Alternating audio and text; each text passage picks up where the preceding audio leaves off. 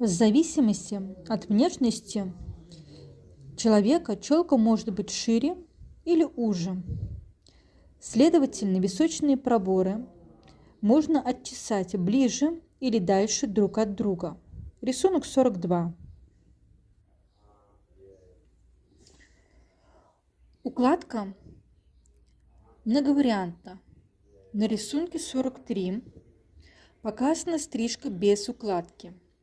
На рисунке 44 волосы обработаны муссом и уложены назад за уши. Челка от лица зачесана назад. Концы на затылке и с боков подвернуты слегка вниз.